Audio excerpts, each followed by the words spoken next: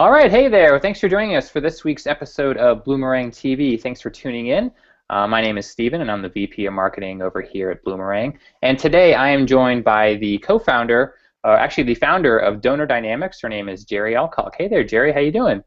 Hi, Stephen. It's great to be here. Yeah, great for you to be here too. Just for the folks who are listening or watching who maybe aren't familiar with DonorDynamics, could you just tell people a little bit about yourself and the work you're doing over there? You bet. I'm a lifelong fundraiser, and that's what inspired me to start DonorDynamics, which is an analytics technology. We help you find the buried treasure hidden in your database so you can target the right people with the right ask. Yeah, it's a really great program, and after you watch this video, definitely check that out. It's a really cool tool for finding, like Jeri said, the best donors that are already in your database. So Jeri, we met at AFP International a couple months ago, and we quickly realized that we both work with small shops, small nonprofits at both of our companies, and we got to talk about bequests and bequest giving. And I know this is kind of a hot topic, and it's something that you are an expert in for sure. Is it possible for small nonprofits to actually get bequests? I mean, is that something that only big nonprofits can do? What's your feeling on bequests for small shops? Absolutely, it's possible. I feel really strongly about this. We know that the greatest transfer of wealth in our nation's history is currently underway, and trillions of dollars are going to be transferred to the next generation and to charity. So my hope is that that creates a tide where all boats rise. We already know the wealthiest and best funded organizations are going to benefit from that. But I think for the quality of life in our communities, we need all organizations to benefit from that resource flow. We also know from the Fundraising Effectiveness Survey that bequests have some of the highest return on investment than any fundraising activity. So it's actually a really good fit for small shops because it's really some of the cheapest dollars to raise. Yeah, it's clear what impact it can have, even just one could have on an organization, their confidence going forward, their security. What can small shops do to get bequests? Is it something that they should go out and kind of find themselves and be really proactive, or are there things that they can do to maybe make themselves more likely to get one? What can small shops actually do, boots on the ground, to make a bequest happen? Sure. Well, I like to remind people that bequests are gifts of passion.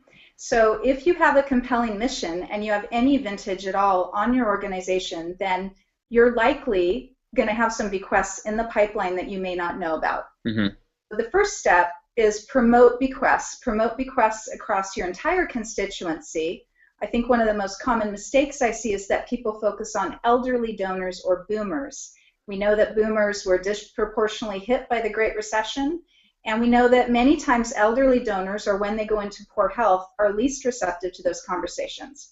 People are making wills at earlier ages, so get out there and talk to your entire constituency, promote it. Second step is to really celebrate and tell the stories of folks that have disclosed to you that they're making a bequest. That they're leading the way and will inspire others to follow. And then finally, I encourage organizations to tell great stories about what those bequests are accomplishing with their missions. So you kind of mentioned that maybe some of these bequests are hiding in plain sight, to use a phrase within your donor database now. What are some of those signals or those triggers that a fundraiser should look for, or maybe acknowledge that they wouldn't ordinarily see within their database that may suggest that a bequest is likely from this donor or group of donors? You bet. So the first thing you want to do is look for your high affinity donors. And in data, we measure affinity by frequency of giving. So you want to go through your database and look for people who have a high frequency of giving. They're high repeat donors, and it's really gifts at any level. We're looking at high frequency. I encourage groups to look at folks who have made 6 or more consecutive gifts and start to have some discovery conversations with them. When you have a deep relationship with your donors, it's not unnatural to want to know about their life. They share information with you. They certainly may share the other causes that are near and dear to them. Start by asking if they've made provisions for causes in their will. and get a sense about where you are on the dance card for them in terms of charitable priority. And I think the biggest piece of advice I try to give people is to be brave and make room for that conversation. You know, the unfortunate thing about bequests is that so many people don't disclose or prefer not to have their intentions to bequest to you disclosed before they pass. Right. We want to make room for those conversations because wouldn't we want to thank them while we can? Is it just because maybe they haven't been asked, or what's the reason for that sort of secrecy, or maybe just lack of bequests? I mean, I'm 30 and I have a will, yep, but I don't have any bequests in it, and I think that if I got asked, I would definitely consider it. So is that something that folks should do, or what's your feeling on that? You bring up a great point. People are making wills at much younger ages, and this is really important because the existence of a will is a key predictor for a bequest, right? So the average age when people make their first will is about 44. Okay. So that's why I say promote it across the constituency. I think it's important for us to talk with people about, to get a sense about their philanthropy and how they go about philanthropy.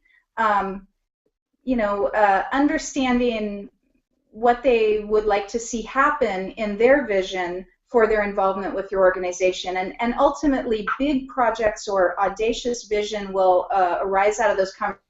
Mm-hmm. Yep.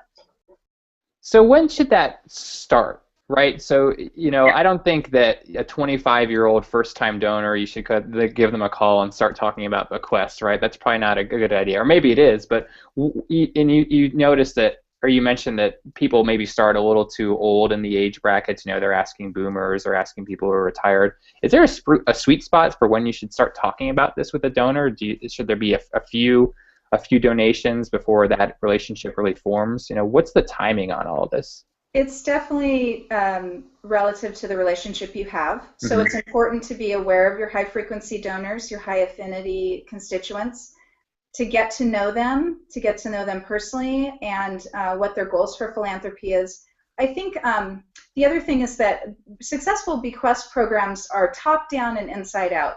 So they start with the board and the nearest and dearest donors, employees, volunteers to your cause, and they move outward because the nearest and dearest lead the way and inspire others. Yeah, it makes a lot of sense. So thinking about someone, you've encouraged someone to start doing this, and maybe they want to put together a program, and you mentioned a successful program. What's a successful program look like? Is it 10 bequests, or is it a certain dollar amount? What are some goals that people should shoot for or aim for when they want to start this process? Well, this is the really hardest thing, I think, small shops, because bequests are a long-term strategy, and even though they are some of the cheapest dollars to raise and have a high return on investment, it's many, many years typically before that work begins to pay off. Right. Bequests have a place in your long-term strategic plan. They have a place in your fundraising program to keep your ROI robust. But you have to understand that it's a process and it's ongoing.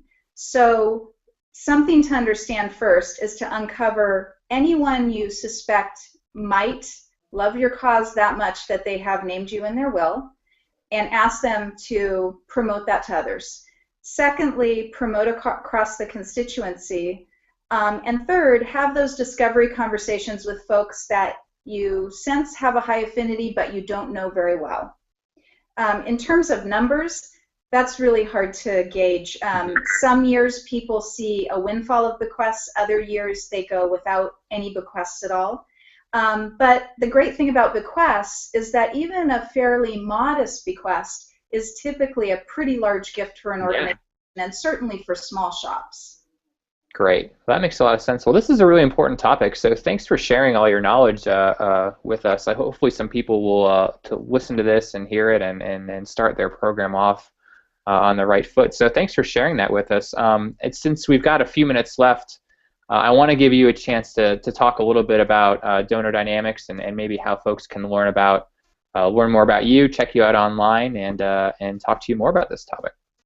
Sure, absolutely. You can find us at Facebook and LinkedIn and DonorDynamics.com. We have a great little video up that you can learn about how the product works and read some testimonials about other organizations that have used it successfully. Cool. Yeah, check that out, everyone. And Jeri, this was awesome to have you. Thanks for hanging out for 10 or 15 minutes to talk about Bequests. It was a lot of fun. And thanks to everyone who tuned in or is watching a little later on. And we'll talk to you next week. So join us again. Bye now. Bye-bye.